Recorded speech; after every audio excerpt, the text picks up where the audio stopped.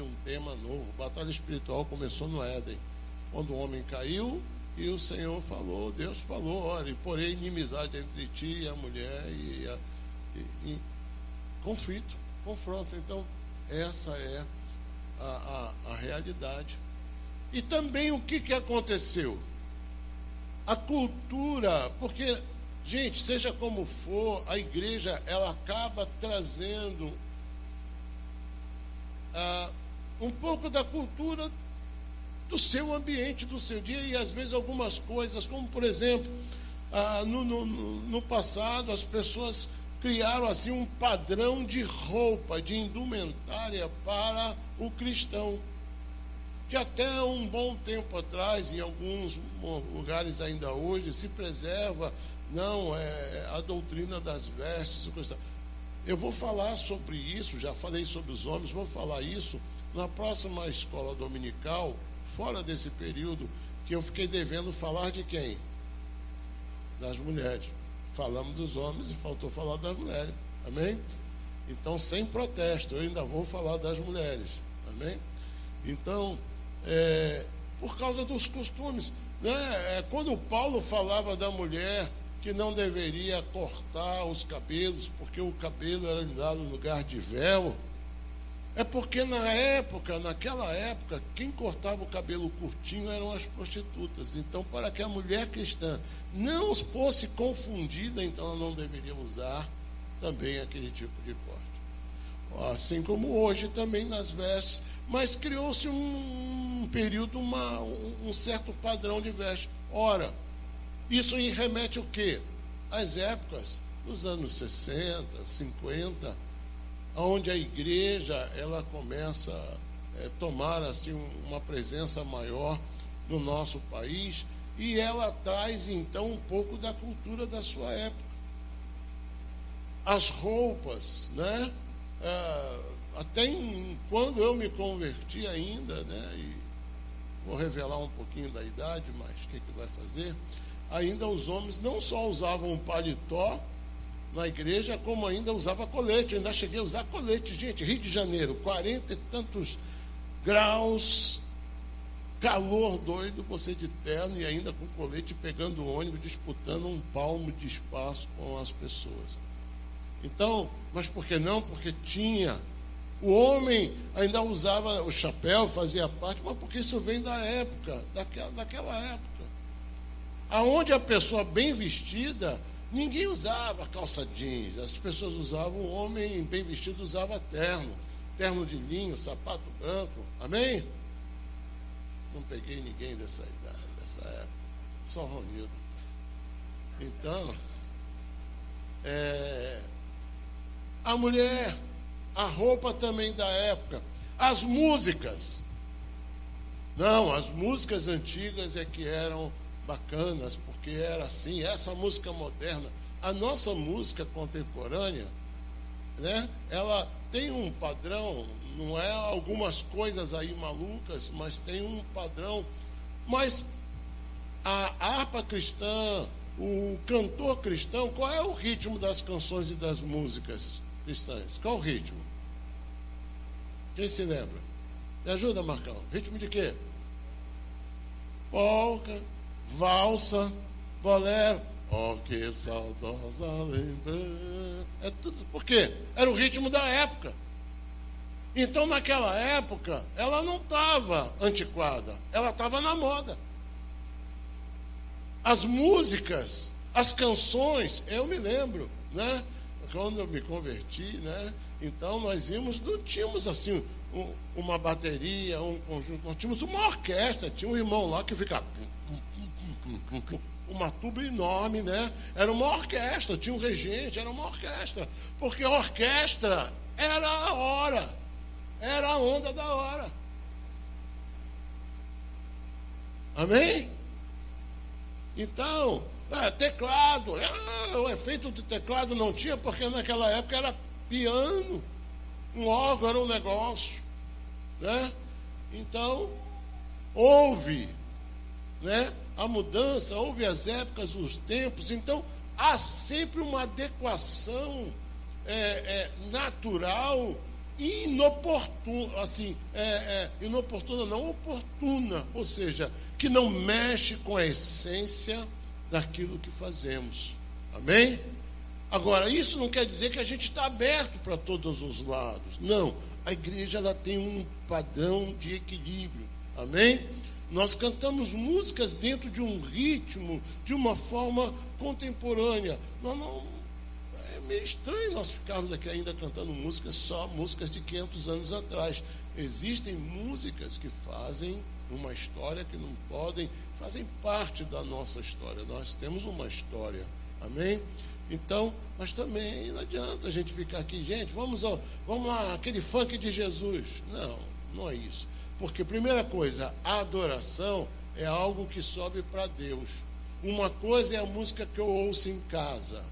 Tem muita música evangélica que eu ouço em casa, posso ouvir no carro, posso ouvir. Mas não é a música que eu vou usar para o culto, porque o culto tem que falar com Deus, tem que elevar a minha vida, tem que adorar a Deus, tem que falar de Deus e não de mim. Amém? Então, tudo isso, né, a gente entende, a gente passa por essas coisas e a gente hoje tem uma realidade. E o que outra coisa que aconteceu, eu queria chegar? Criou-se também o hábito das igrejas saírem no carnaval para retiro. Então parece assim que não, todo mundo, não vai ter retiro? Não é possível, parecia pecado não fazer retiro. Ora, por que se fazia retiro?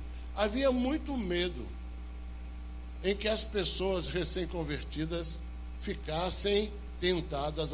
O retiro era uma forma de se esconder, de se afastar, para não ver, né? Para não pecar, para não correr riscos.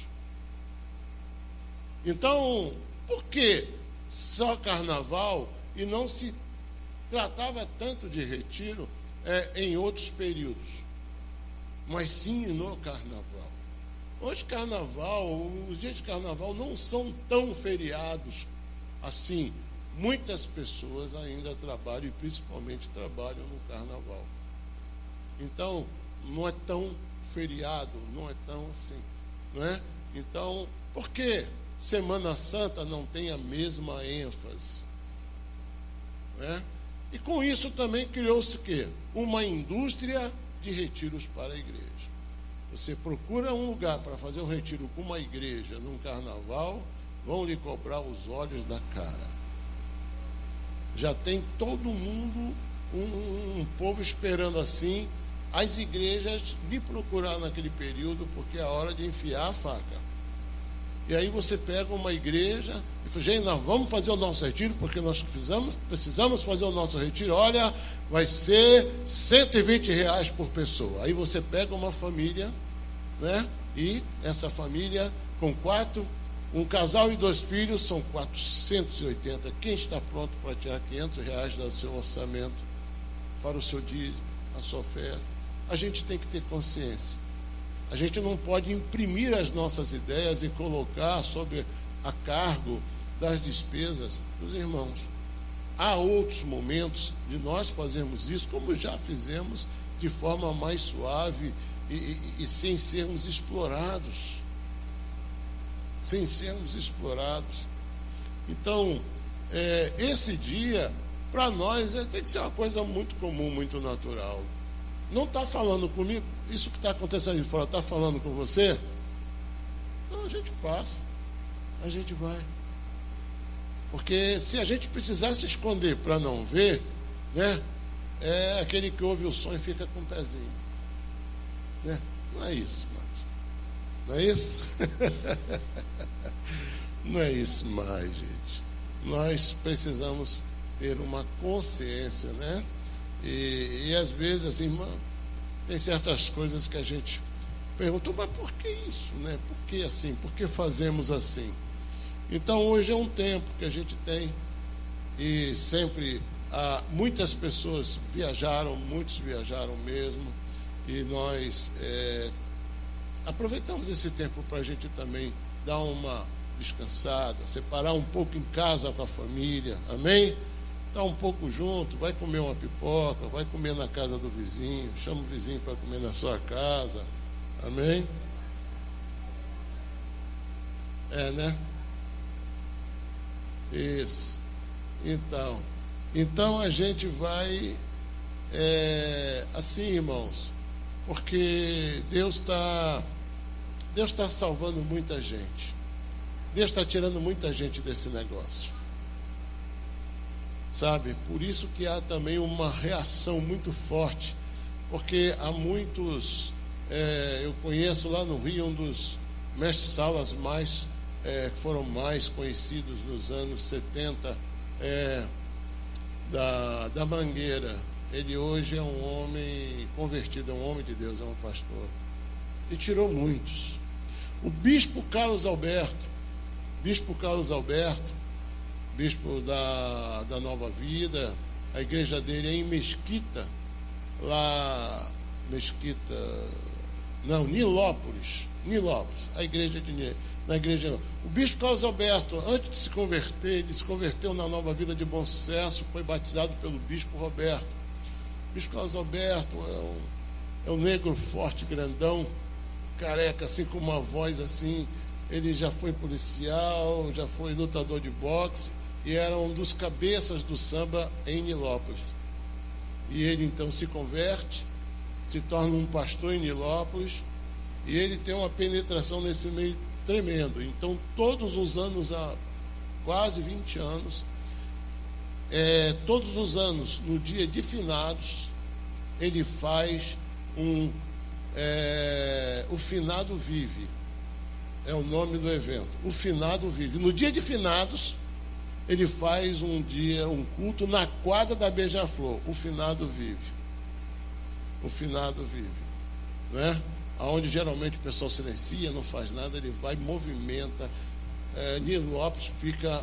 Porque vem gente de tudo quanto é lado, é um negócio tremendo. E ele pega aquela turma dele toda lá que foi de samba, bota lá em cima, ele bota com os instrumentos de escola de samba. E vai muita gente que não sabe, está pensando que é um evento da escola. Chega lá, quebra a cara. Porque ele prega a palavra, faz louvor, depois ora por cada um. É um negócio de cair nego duro lá, endemoniado. Mas Deus opera. E Deus está tirando muita gente. O mundo está perdendo. Não pense não. O mundo está perdendo mais. Porque Jesus está salvando. Porque a hora que chegar o momento que aí a igreja sobe. Enquanto nós estamos aqui, diga assim, é porque Cristo está salvando. E nesse carnaval, com certeza, é o último carnaval de muita gente que está aí. Como houve o meu último, não sei quem mais teve quem foi do carnaval aí? Você já teve o seu último, acabou, nunca mais, depois daquele lá, nunca mais te viram. E esse carnaval que nós estamos passando na final de semana aí vai ser o último para muita gente. Amém? Porque Deus é fiel. Glória a Deus. Abra comigo a sua Bíblia no livro de Reis.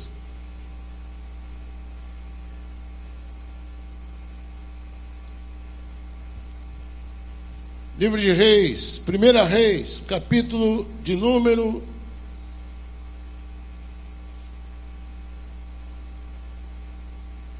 18.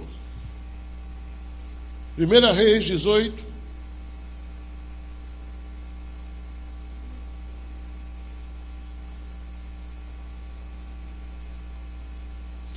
Agora, querido, não podemos esquecer, é uma festa profana.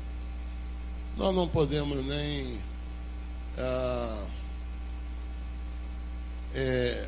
temos que ensinar as nossas crianças, temos que nos manter distante, porque isso é o que acontece todos os anos, só traz morte, não é? E assim como muitos sairão disso para uma nova vida, é nesse tempo que acontecem muitas traições, muitos casamentos se acabam, muitas famílias se destroem, muita gente perde a vida, muita gente, por causa da imprudência, vai parar no hospital. é um momento ruim. É um momento muito ruim. Bom, 1 Reis, nós vamos ler 2 versículos para mim estabelecer um parâmetro do que a gente vai dizer hoje. 1 Reis, capítulo 18, você achou? Versículo de número 38, leia comigo ele agora. 1 Reis 18, verso 38.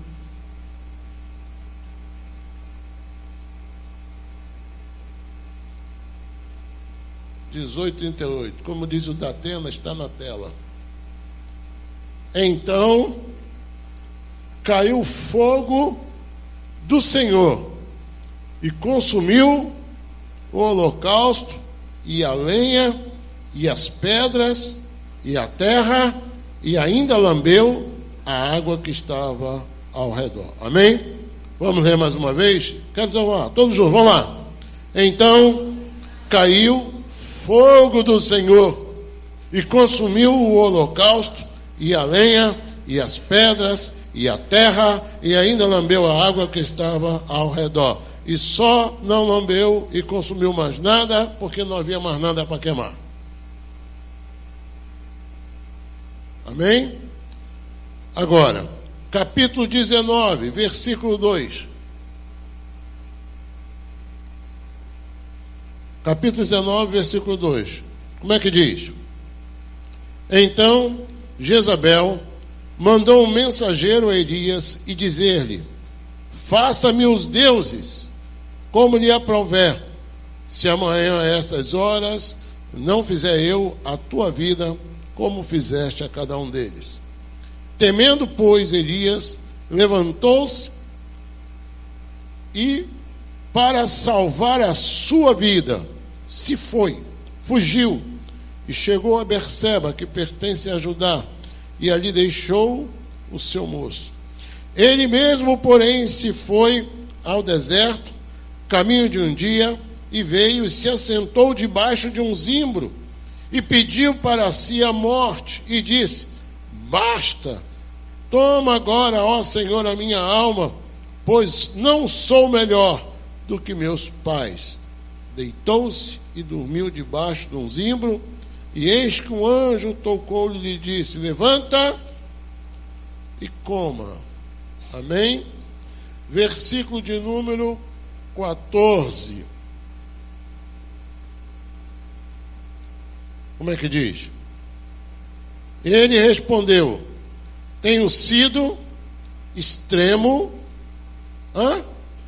tem sido extremo zeloso pelo Senhor, Deus dos exércitos, porque os filhos de Israel deixaram a sua aliança, derribaram os seus altares, mataram os seus profetas à espada, e eu fiquei só, e procuram tirar-me a vida.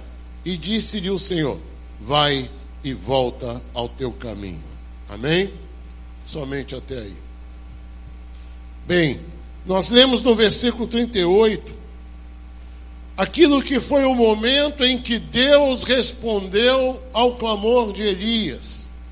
Elias vai para um confronto espiritual com os profetas, os sacerdotes, os líderes espirituais do reino de Acabe. E quando a gente lê lá no versículo 19 do capítulo 18, ele diz que agora, pois, manda juntar todo Israel no Monte Carmelo, como também os seus, verso 19 do capítulo 18, os seus, capítulo 18, verso 19, agora, pois, manda ajuntar a mim todo Israel no Monte Carmelo, como também os 450 profetas Baal. Só esses? Não. E os 400 profetas do poste de Hilo que comem na mesa de Jezabel. Não era pouca gente, não. Era muito diabo junto. Amém? E ali, então, ele confronta. Ele disse: olha, o Deus que responder com fogo dos céus, esse é o Deus verdadeiro. E o que aconteceu? É que nada aconteceu enquanto os profetas de Baal clamaram. E quando Elias clama, mas Elias, ele ergueu o altar. A palavra diz que ele arrumou o altar. Repita isso comigo, arrumou o altar. Gente, Deus não responde a nossa vida sem que haja um altar.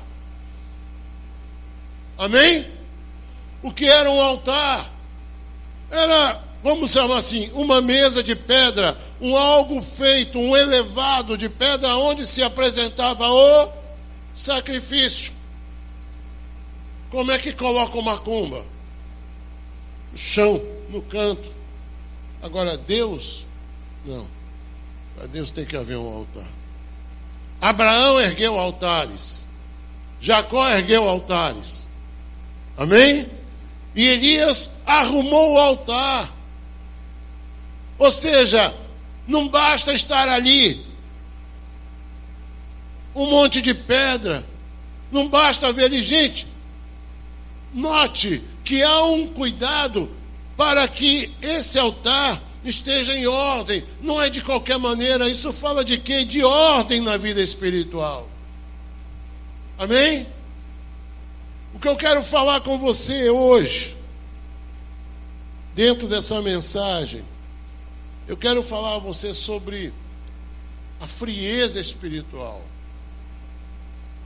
O que é, o que passa, o que leva assim, o que faz com que o termômetro espiritual caia. O que acontece? Qual é o estado? Por que acontece? Porque nós vemos aqui um homem que ele aparece para nós primeiramente diante de Deus, e diante de um altar, e fazendo ali um clamor, e naquele momento com Deus. Gente, é tremendo. Mas esse mesmo homem é encontrado momentos após deprimido, abatido, desvalido na fé. E aqui nós vemos que como começa isso. Ele precisava levantar a fé do povo, ele precisa restaurar o povo de Israel. Ele havia se tornado um povo frio. A frieza espiritual tomou conta do povo. E quando a frieza espiritual toma conta, o povo começa a aceitar as coisas externas. As pessoas começam a aceitar qualquer coisa. E Acabe já sabia que o povo estava sem forças espirituais. E Elias então chama para um confronto público, porque a manifestação de Deus, ela seria algo que elevaria a fé, tocaria os corações. Ele tinha uma esperança que aquilo pudesse reacender a vida espiritual do povo. Então, ele arruma o altar. Anote isso, querido. Hoje, a gente pensa assim, bom, altares ficou para aquele tempo. É isso? Não. Hoje, o nosso altar é o nosso coração. Nós não fazemos altares na igreja, isso aqui é um púlpito, um lugar de pregação. Altar, isso aqui é a mesa de Santa Ceia. Altar, aquele momento, aquele local onde Deus trava, porque o altar era onde era apresentado o sacrifício. E quando Deus respondia com fogo queimando o sacrifício, isso era um sinal de que dá aceitação de Deus, e era assim como se fosse um sinal da aliança que Deus estava fazendo com o homem. Mas hoje o nosso sacrifício não são animais. Qual é o sacrifício que a gente oferece a Deus? É a nossa vida. Não é o nosso corpo somente. Não é a nossa mente somente. Porque tem gente que diz assim, não, eu vim. Mas se o corpo somente vier ao culto, é pouco. Mas tem gente que não vem e diz assim, olha, eu não fui, mas eu estava lá. Eu falei, aqui não. Não vem com essa conversa que eu não pude vir, eu estava em casa, mas eu estava lá em espírito. Por favor, espiritismo não. Você está onde seu corpo está. Mas o nosso sacrifício é um sacrifício completo, perfeito, sacrifício vivo, santo e agradável a Deus, que é o que? O nosso culto racional, completo. E o nosso altar é o nosso coração. Porque é aqui que nós temos a relação com Deus. Não é o meu corpo marcando presença, mas é a minha vida por inteiro. Eu estou aqui, o meu coração, a minha consciência, o meu ser está aqui para louvar e adorar ao Senhor. Esse é o meu sacrifício, essa é a minha oferta, essa é a minha entrega. Então a gente precisa arrumar o nosso altar. Quando a gente fala de arrumar o altar, a gente está arrumando o quê? A nossa vida. Deus não aceita vida bagunçada, coração bagunçado, vida desordenada espiritualmente. O altar tem que estar em ordem. E mais, Elias então fez o seguinte: ele ainda complicou um pouco, porque ele pegou e jogou água sobre a vítima que seria oferecida em sacrifício. Porque molhado é mais difícil de pegar fogo. Amém? E também jogou água, criou uma vala em volta e jogou água.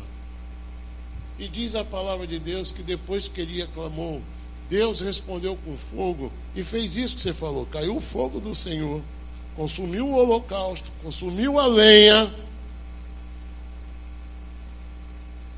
consumiu as pedras. Olha a intensidade desse fogo. Consumiu o holocausto, a lenha, as pedras, a terra e ainda consumiu, fez evaporar toda a água que estava ali ao redor. O que leva uma pessoa a experimentar a frieza espiritual, irmãos? O que leva uma pessoa a experimentar a frieza espiritual? Outra coisa, quem pode passar pela frieza espiritual? Que tipo de pessoa, que tipo de crente passa por isso?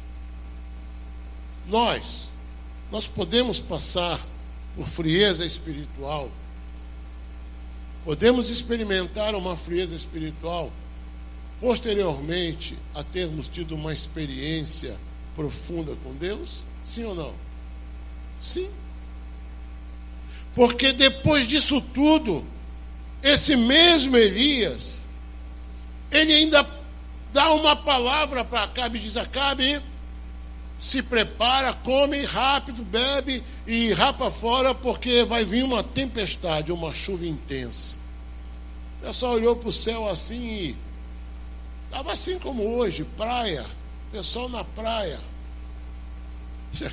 Choveu hoje, isso é brincadeira. Mas Elias foi orar. Diz que botou a cabeça entre as pernas do diante do jeito. Daqui a pouco ele perguntou: dá uma olhadinha lá, vê o que você está vendo.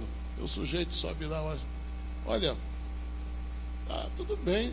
Só tem uma nuvenzinha pequenininha, uma nuvenzinha do tamanho da mão de um homem. Para quem espera uma tempestade, isso não é nada. Mas era aquela nuvenzinha, foi se aproximando. E foi se aproximando. Sabe, quando começa aquela nuvenzinha lá pro lado de lá que vai chegando aqui em Ilhéus e de repente vem a chuvarada? E veio. A palavra se cumpriu. E Acabe ficou louco. E correu para avisar Jezabel. E Jezabel, já sem os seus profetas, sem os seus líderes, com o seu orgulho ferido, já, Senhor, não quero nem saber mais, que me façam os deuses aquilo que você fez aí, mas eu vou te matar. E bastou essa mensagem para que aquele homem que enfrentou 450 profetas de Baal e mais 400 que comiam na mesa de Jezabel, ele, fugiu e vai para o deserto viver um momento de frieza espiritual. Para essas perguntas, irmãos, o texto nos traz respostas e reflexões. O que geralmente ocorre, irmãos, é que as pessoas, elas transferem a responsabilidade da frieza espiritual. Sim, eu digo da frieza, porque quando as coisas são para aquecer a nossa vida, a gente obviamente remete a Deus e a nós mesmos, infelizmente. Nós achamos que isso foi porque nós buscamos. Deixa eu te dizer isso. Você não recebe de Deus porque você busca Deus. Essa é a sua paz. Você recebe porque é Deus que te dá. Porque é Deus que faz na sua vida. Mas nós temos que buscar. Nós temos que nos entregar. Nós temos que nos oferecer. Mas geralmente, com relação à frieza espiritual, as pessoas transferem isso, a responsabilidade, para as circunstâncias à sua volta. Como se as coisas que acontecem à sua volta sugaram a sua energia, sugaram as suas forças espirituais. Sim, desgasta, sim, suga, sim, mas nós não podemos responsabilizar os problemas, as coisas, a vida, a igreja, as pessoas, por causa da minha frieza espiritual. Ou seja, a frieza, ela não vem de fora, dos problemas, das lutas, somente disso, do que aconteceu, como irmãos, como se o que vem de fora é que acende a nossa vida. O que acende a nossa vida não vem das coisas à nossa volta. Eu queria falar um pouco sobre isso. Como se o altar que arde em nossa vida, o altar, ele fosse externo. Nosso altar não é mais externo. Diga para o seu irmão, nosso altar não é mais externo. O nosso altar é interno. E só quem tem penetração no meu coração é Jesus. Outras coisas podem penetrar se eu abrir o meu coração para elas. Mas se eu guardar a minha vida em Cristo, brasas. Hoje, o que acontece? Hoje existem brasas que se apagam facilmente. Anote isso. Brasas que se apagam facilmente. Pessoas que se apagam espiritualmente facilmente. Já ouviu falar disso em outras cidades? Como é que, às vezes assim, facilmente alguém esfria. O que houve? Esfriei. O que houve? Olhei para a cara do Ronildo não me deu bom dia. A gente esfria. O que houve? Fiquei triste. O que nos aquece vem de fora, vem de Deus. E quando a gente diz que as coisas que estão à nossa volta nos esfriam, nós estamos dizendo que nós não temos o fogo que nos acende. Por quê? O que diz a palavra? Maior é o que está em nós do que o que está no mundo. Se eu digo que as coisas à minha volta esfriam a minha vida espiritual, então não é maior o que está em mim do que está no mundo. O que está no mundo é maior do que o que está em mim. Amém? Se as circunstâncias, se os problemas, se as pessoas, se as palavras, se os problemas me esfriam, então o que está em mim é menor. E hoje existem brasas que se apagam facilmente.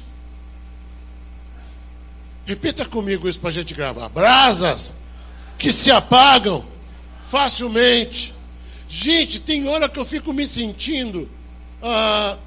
sabe aqueles caras, isso já é um quadro passado em circo, mas existia muito no circo aqueles caras malabaristas que botavam uns pratos naquelas varetas. Lembra disso? Já viu isso em algum lugar? Eu às vezes digo coisas assim que pode parecer meio remota. e que o camarada roda aqui, e roda aqui, e roda aqui, e ele fica ali. Às vezes eu fico assim, tentando, achando assim, aí tem um prato que está quase esquecido, vai ter que dar uma forcinha assim. Por quê? Estou desanimando, aí você dá uma rodadinha. Ô pastor, me animei. Daqui a pouco você tá, aí você fica tentando equilibrar os pratos. Gente, para com isso. Quando você pensa, hoje sou eu, estou todo desanimado. Eu falei, cara, quem já não está aguentando mais sou eu. Sabe, entende, gente? O que eu estou dizendo? É fácil a gente parar e pensar e ver o que a gente diz. Maior é o que está em nós do que o que está. Essa é a palavra. Agora, se maior é o que está no mundo, se maior é o que dizem, se maior é o que falam, se maior é o que está em mim, então vai me apagar. O mundo vai me apagar. O diabo fala, ele é frágil, ele apaga, Deixa o diabo saber que você apaga fácil com isso. Ele vai logo levantar uma história aí para te apagar. Aí, sabe, fica parecendo aquele churrasqueiro de primeira viagem, né? Que taca aquele álcool na churrasqueira, aí fica, e daqui a pouco não pega. Cria assim aquele fogo, agora vai, daqui a pouco. Agora, preste atenção, brasas que se apagam facilmente, brasas que o vento não acende, mas que o vento apaga. O vento são as lutas, o vento são os problemas. Há brasas que o vento apaga. É aquele caso que eu falei, o camarada vai lá, acende o carvão, né, Marcos? Aí quando ele vai abanar para acender, apaga. Aí gasta 300 litros de álcool e não acende a churrasqueira e o pessoal com fome. Aí falei, vamos pedir uma pizza.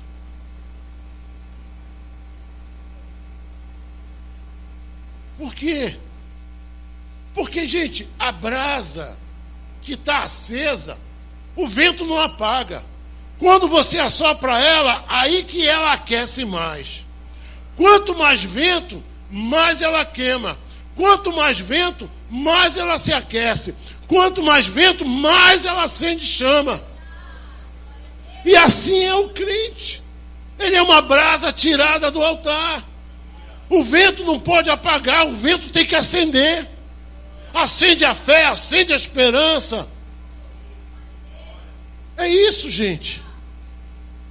Brasas que o vento não apaga.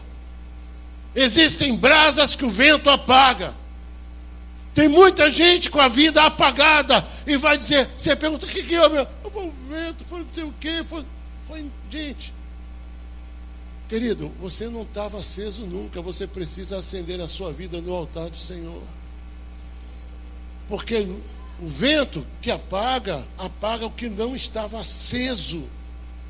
Porque aquele que está aceso, porque aquele que recebe, aquele que é maior na vida dele, a luta e o vento o fortalece, faz ele crescer, faz ele melhorar, aí mesmo que ele acende. Às vezes a brasa está lá, parece que está apagada, coberta de cinza, aí você vai, sopra um ventinho lá, a cinza levanta e ela logo fica vermelha e aquece. Se você continuar a produzir vento, ela vai produzir fogo, ela vai acender. Não provoca ela com fogo não, que é aí mesmo que ela queima. Essa é a nossa vida, porque o maior é aquele que está em nós. Ele é a nossa vida, ele é a brasa que foi tirada do altar de Deus e colocada dentro de nós. Nós somos templos do Espírito Santo. Deus está presente em nossa vida e essa vida não pode se apagar por conta das circunstâncias, ela tem que acender. A brasa que pegou com fogo verdadeiro, irmãos, quanto mais vento, mais ela acende. Quanto mais vento, mais ela queima. Quanto mais vento, mais calor. Quanto mais vento, mais ela pega. Esse é o fogo genuíno. É o fogo verdadeiro que vem do alto, que atinge o altar, o coração do crente. Mas hoje, querido, há muito fogo artificial. Deixa eu falar para vocês. Não é o fogo que vem de Deus, é o fogo artificial. É o poder artificial. A igreja hoje tem sido acendida, assim dizendo, por fogo artificial, ou seja, por momentos. No primeiro momento parece que acendeu, mas logo apaga. Porque nós estamos apostando a nossa vida espiritual em um momento, em uma oportunidade, em um evento, em uma situação, em alguma coisa. Irmãos, deixa eu dizer uma coisa para você. Música não acende ninguém. Multidão não acende ninguém. Pastor, eu ouvi aquela música, me arrepiei todo. Era o ar-condicionado, então. Porque tem coisa que eu vejo na televisão que me arrepia. A gente não vê coisa na vida que se arrepia? A gente acha que arrepios são sinais de Deus. Eu chorei tanto com aquilo. Tem coisa que eu vejo na televisão que eu choro também. Vai assistir esses programas de domingo à tarde, que só pega o sofrimento, a tristeza dos outros para botar ali na televisão, e o cara ainda fica dramatizando. É um monte de gente chorando. Aquele domingo à tarde tem um monte de gente chorando, vendo esses programas aí. Querido, não é música que acende, não é multidão que acende, não é um culto apenas que acende uma pessoa, uma vida espiritual. Isso tudo é muito superficial. O que acende uma vida é o coração do adorador. Não é a música, não é o louvor, mas é o coração do que adora.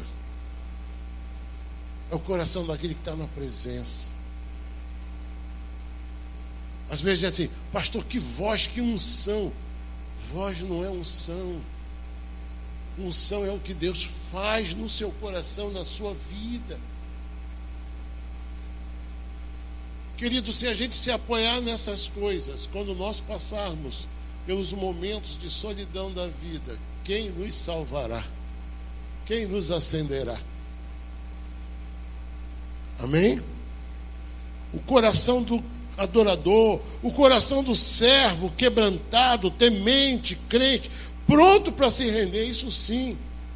Nós vemos na vida de Elias 2 momentos distintos. Esse em que ele ali diante do altar clama a Deus e o fogo desce e faz assim, aquele mover maravilhoso.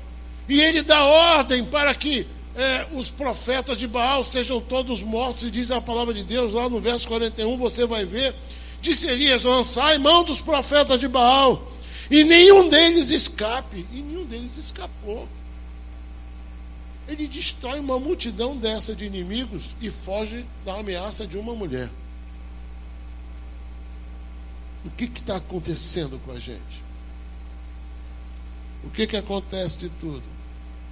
Antes de tudo, irmãos, ele desafia o povo a tomar uma decisão. Veja lá no versículo 21 do capítulo 18. Capítulo 18, versículo 21. Como é que diz? Então Elias se chegou a todo o povo e disse: até quando cocheareis entre dois pensamentos? Se o Senhor é Deus, segue-o. Se é Baal, siga-o. Porém o povo continuou na mesma. O povo estava indeciso. Eles serviam a Deus e também cultuavam a Baal.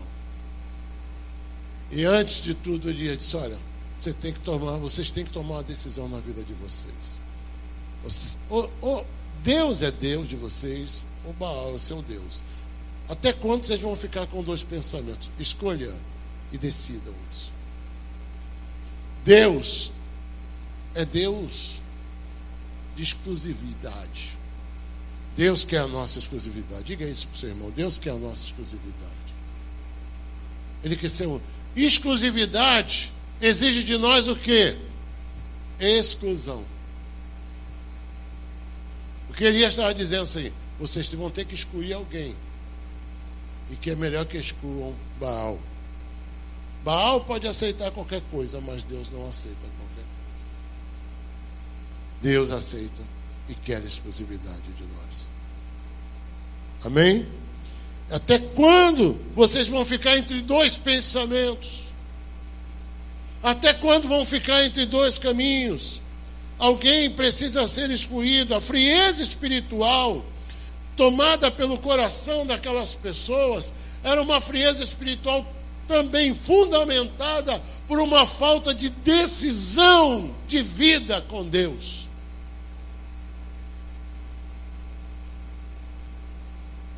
Às vezes, nós tomamos uma decisão, mas não fazemos exclusões da nossa vida. Nós tomamos uma decisão, mas mantemos em nossa vida. Não estou agora aqui me referindo à idolatria, mas mantemos algumas coisas na nossa vida que Deus não quer que seja daquela forma. E nós precisamos seguir exclusivamente a palavra do Senhor. Seguir a Deus exclusivamente. Posteriormente, nós vemos que ele lança uma palavra, aquela palavra se cumpre, e ele entende que aquela ameaça para a sua vida agora era a pior coisa. E aí a gente começa a se lembrar de Paulo. Paulo passou por tantas coisas, Paulo passou por tantas situações, e Paulo, ele permaneceu, ele fez, combati o bom combate, acabei a carreira e guardei a fé. Nós vemos os mesmos sintomas na vida de Paulo. Paulo passou por solidão, Paulo passou por abandono, mas Paulo permaneceu firme no Senhor.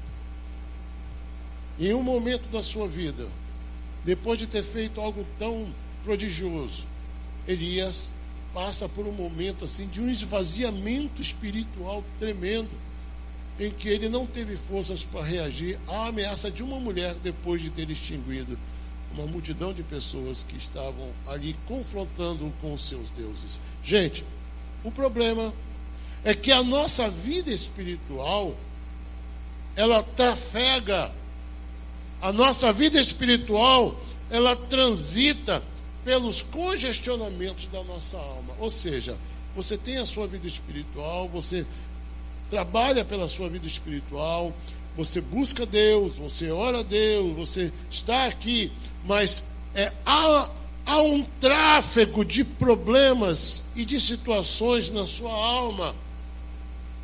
Ou seja, a nossa vida espiritual está trafegando pelas mesmas vias de congestionamento da nossa alma, dos nossos conflitos, dos nossos egos, dos nossos transtornos emocionais. A nossa vida espiritual está em meio a tudo isso.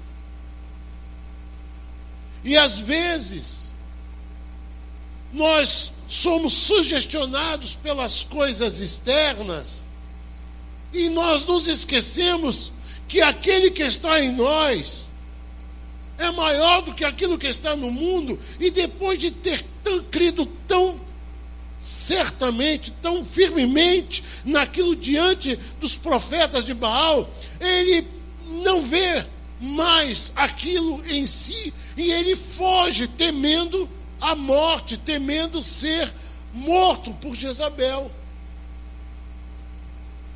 Isso é para nós entendermos a seriedade do que é a nossa vida espiritual e da necessidade emergencial que temos de nos guardar todo o tempo.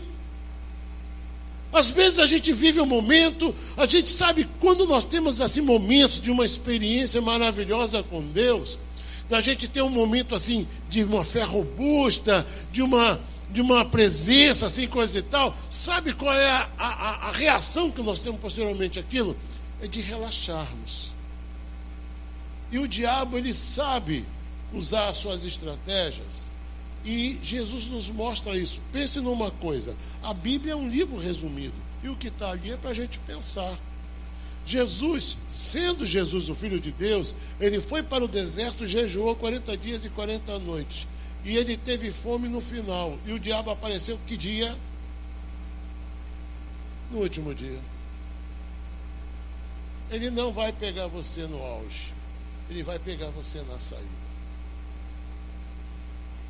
Ele não foi confrontar Jesus no momento em que ele estava lá diante do Pai, mas ele foi confrontar Jesus quando Jesus estava sentindo fome. E uma fome de 40 dias. Não é aquela fome que você está sentindo agora e que vai comer quando chegar em casa. É bem diferente.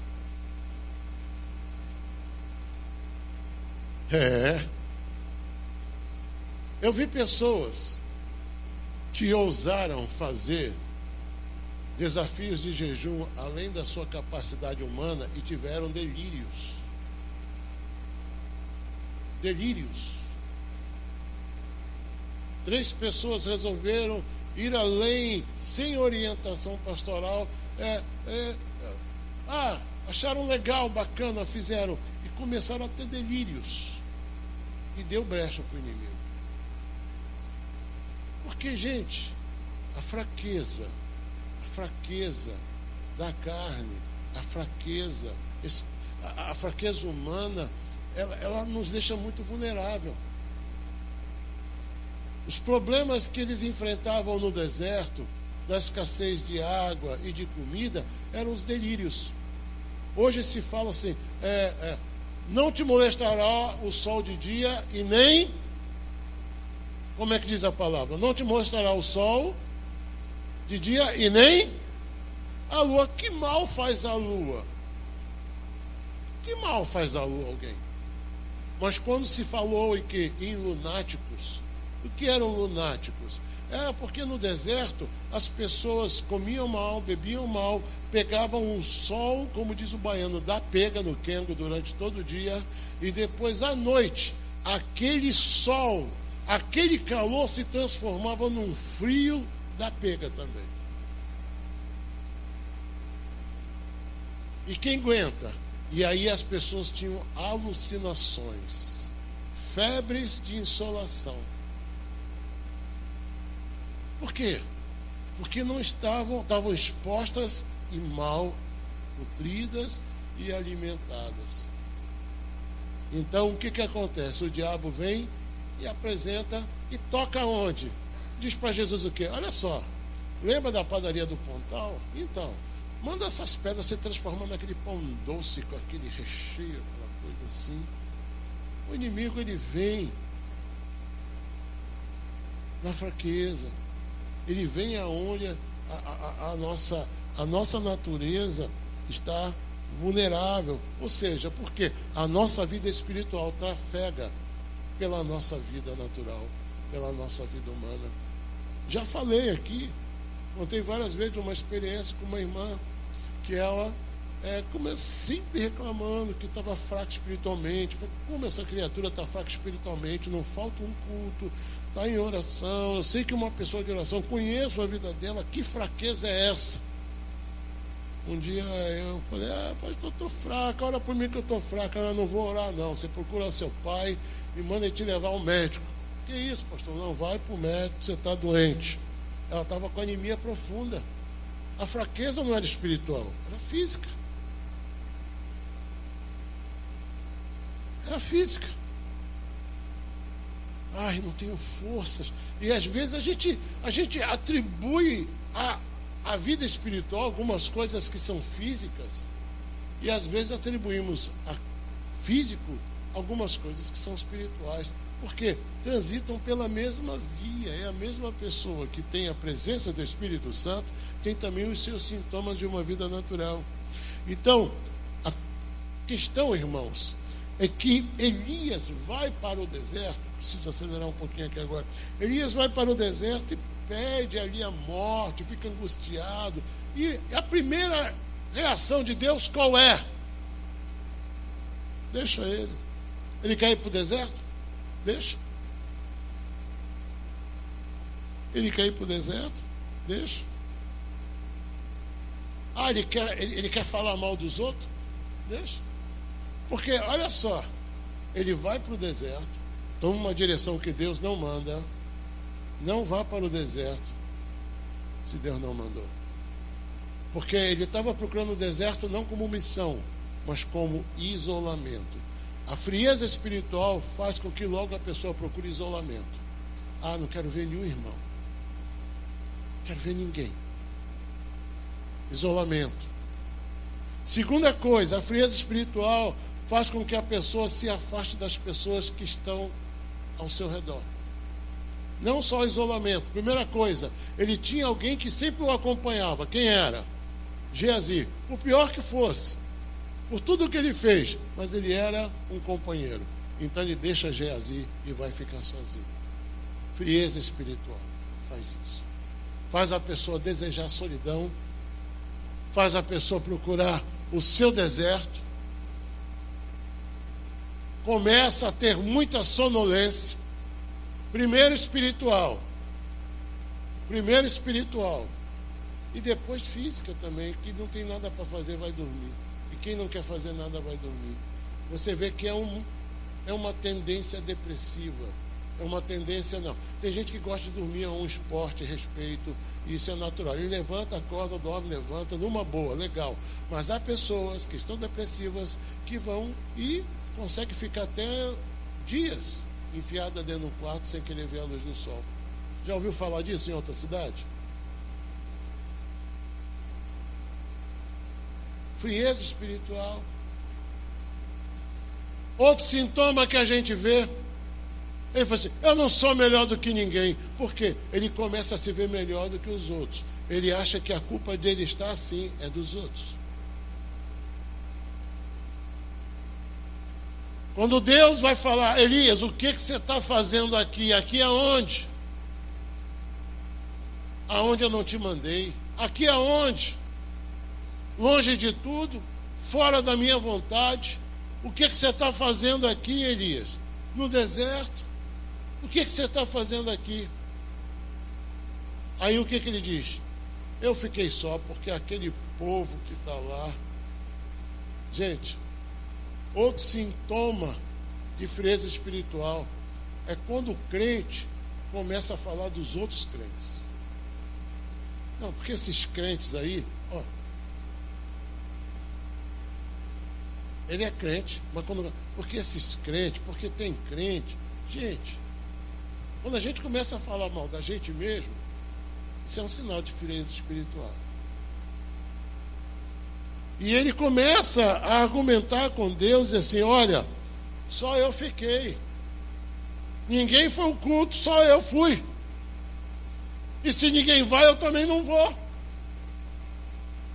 Ou seja, frieza espiritual é aquela pessoa que fica medindo os outros, avaliando os outros e só faz, fica olhando, ela não anda segundo a brasa viva do seu coração. Ela é acesa temporariamente por alguém. Ó, irmão, vai à igreja hoje? Não, hoje não vai dar. Ah, então também não vou. Não, você não vai. Quem acende a minha vida é o vizinho. É o irmão. Se o irmão não vai, eu não vou. Se o irmão não faz, eu não faço. Se o irmão não quer, eu não quero. Se o irmão sai da igreja, eu saio. A minha vida não é guiada nem acesa por Deus, não. É pelos outros.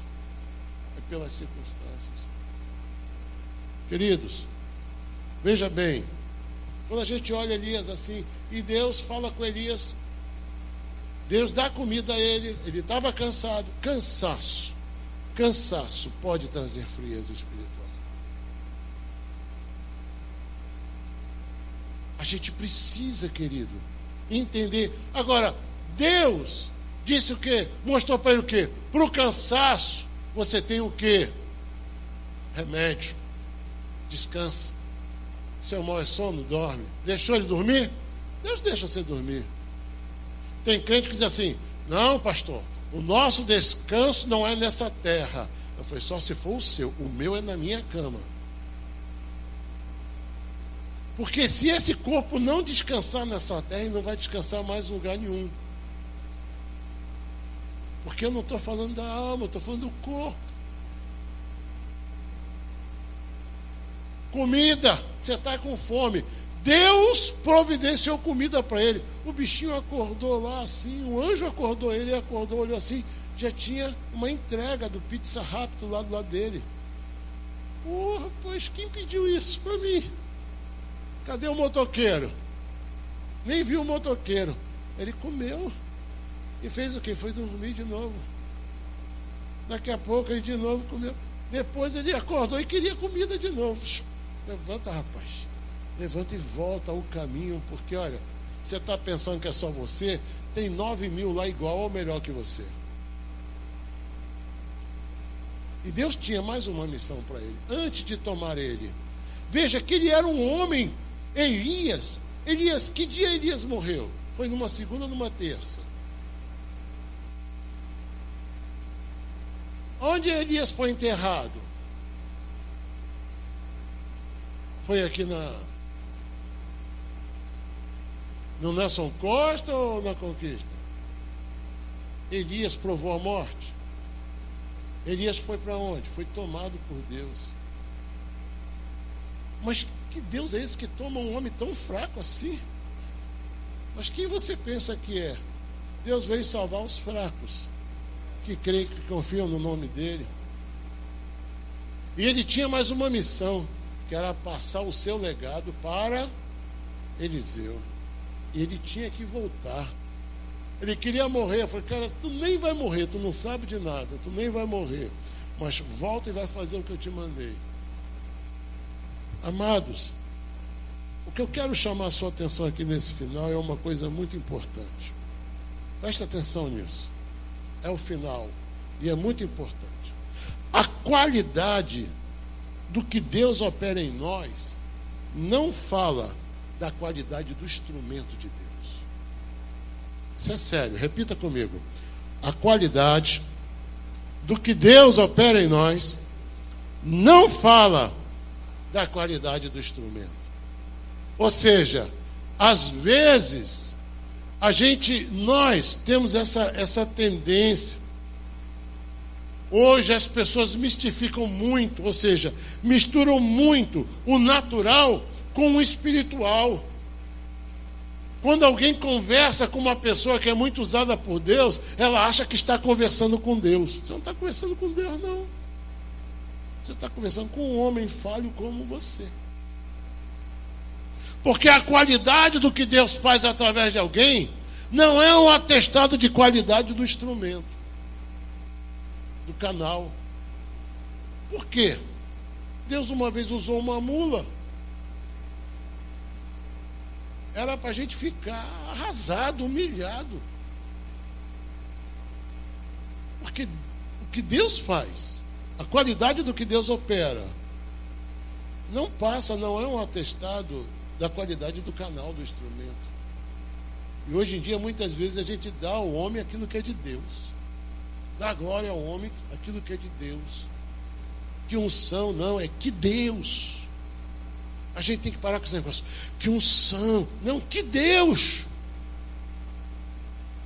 Louvado seja Deus pela vida do irmão, mas que Deus. Que homem de Deus, que mulher de Deus, não, que Deus de homem, que Deus de mulher.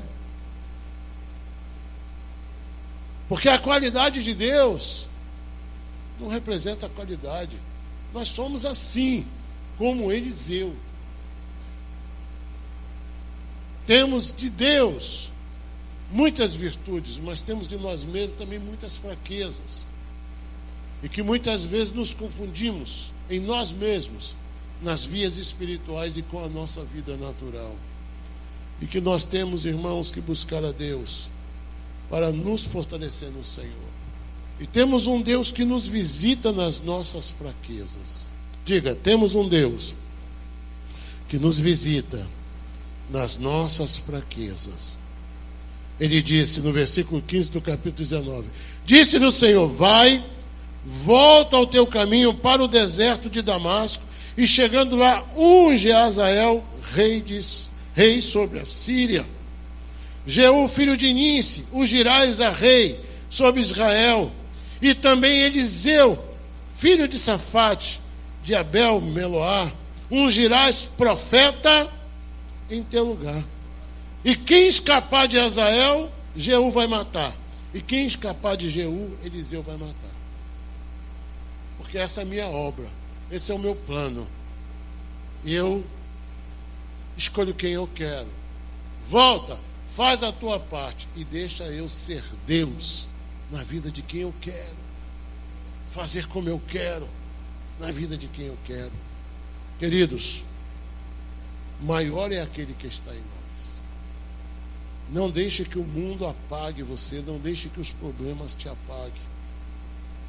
Não deixe que as vozes, que as palavras, que as questões, que as loucuras, os desvarios, os fuxicos, essas coisas que o mundo produz nas mentes frias espiritualmente carnais, apague a sua brasa, a sua chama, porque maior é o que está em você. Se o mundo pode lhe apagar, se as coisas da vida podem lhe apagar, então essa chama não é a chama genuína. Esse poder na sua vida não é o poder genuíno. Esse fogo na sua vida não é o fogo genuíno, porque o fogo de Deus não se apaga com o vento. Pelo contrário, acende, cresce e é mais poderoso. Amém? Vamos ficar de pé.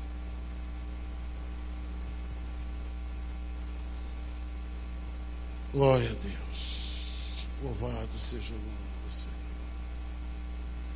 Glória a Deus. Vamos orar.